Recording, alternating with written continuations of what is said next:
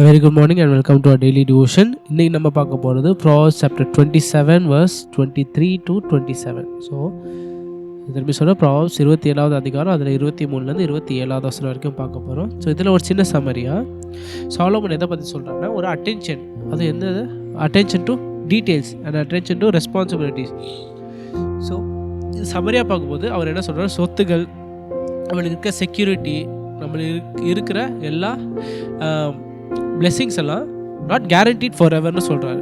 அதுக்கு என்ன தேவை, நம்ம ஆண்டவர் நம்மளுக்கு கொடுத்ததை நம்ம என்ன பண்ணணும், டிலிஜெண்ட்டாக பாதுகாத்தா தான் அது ஃபார் எவராக இருக்கும். நம்ம கேர்லெஸ்ஸாக ஒரு முட்டாள் மாதிரி ஆண்டவர் நம்மளுக்கு கொடுத்த எல்லா ஆகாரங்களையும் வீணாக யூஸ் பண்ணால் இதில் என்ன போகும், அது பெர்மனெண்ட்டாக இருக்காதுன்னு சாலமன் நீங்கள் ஒரு சம்மரியாக ரிமைண்ட் பண்ணுறாரு நம்மளுக்கு. ஸோ இதில் ஃபோக்கஸ் பண்ண வேண்டியது verse 23 which says, know well the condition of your flocks and give attention to your herds. இன்னொரு சொல்கிறேன், know well the condition of your flocks and give attention to your herds. So இதில் தான் நம்ம எடுக்க போகிற takeaway very simple. நம்ம வாழ்க்கையில் இருக்க டே டு டே ரெஸ்பான்சிபிலிட்டிஸ், நம்ம வாழ்க்கையில் இருக்க டே டு டே ஆக்டிவிட்டீஸ்க்கெல்லாம் என்ன பண்ணணும், நம்ம ஃபெய்த்ஃபுல்லாக அட்டென்ஷன் கொடுக்கணும், ஃபெய்த்ஃபுல்லாக ரெஸ்பான்சிபிளாக இருக்கணும்.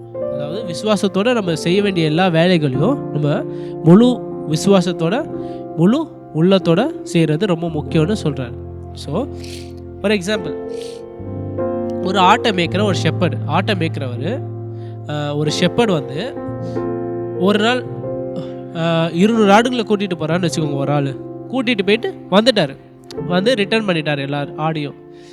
அடுத்த நாள் ஆனால் கூட்டிகிட்டு போகும்போது அவர் என்ன பண்ணுவார், போகிற வழியெல்லாம் அவர் செக் பண்ணுவார், தூரத்துலேருந்து ஒரு லுக்கு கொடுப்பாரு, இங்கே தண்ணி இருக்கான்னு பார்ப்பாரு, அந்த வழி ஏதோ மிருகம் ஏதோ இருக்கான்னு பார்த்து தான் போவார், சும்மா குருடாக போக மாட்டார்.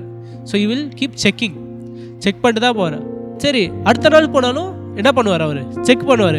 சரி, நேற்று நான் இதே வழி தான் போனேன், செக் பண்ண மாட்டேன்னு இருந்தா அப்படி இருப்பாங்களா? அவ்வளோ ஆடுங்களை வச்சுருக்கவர் இல்லை. அவங்க எல்லா வாட்டியும் போதும் ஜாக்கிரதையாக யோசிச்சுட்டு செக் பண்ணிவிட்டு நிதானமாக போவாங்க.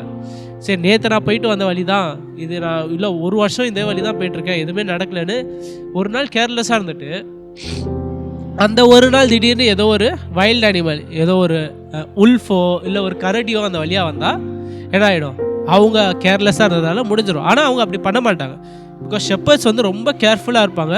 அவங்க போகிற வழி எல்லா பாதையும் செக் பண்ணி தான் போவாங்க, இன்ஸ்பெக்ட் பண்ணி தான் போவாங்க. ஏதோ ஃபுட் பிரிண்ட்ஸ் இருக்கான்னு பார்ப்பாங்க, ஏதோ வைல்ட் அனிமல்ஸ் ஃபுட் பிரிண்ட்ஸ் எல்லாமே பார்த்து தான் போவாங்க. அதே மாதிரி தான் இங்கே சாலமன் என்ன சொல்கிறாருன்னா, நம்ம வாழ்க்கையிலையும் நம்மளுக்கு கொடுத்துருக்க ஆசீர்வாதங்கள், நம்மளுக்கு இருக்க எல்லாமே கொடுத்துருது யார், நம்மளுக்கு ஆண்டவர் தான் கொடுத்துருக்காரு. அந்த ஆசீர்வாதங்களை நம்ம என்ன பண்ணணும், அந்த கேர்ஃபுல்லாக விசுவாசத்தோட ஞானத்தோட பாதுகாக்கணும்.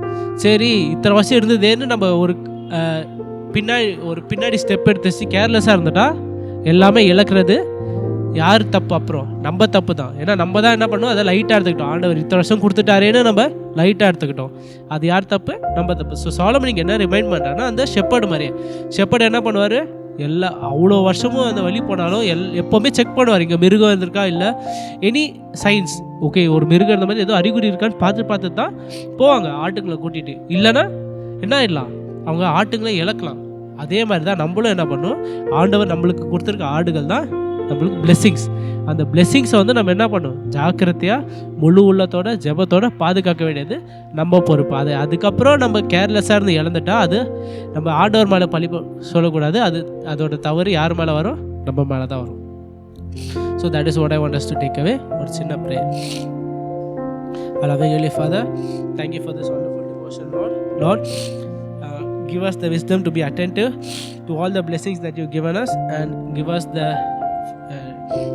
guidance and the wisdom to make the most of all the blessings that you've given us to further your own glory. All of this in Christ's name I pray. Amen.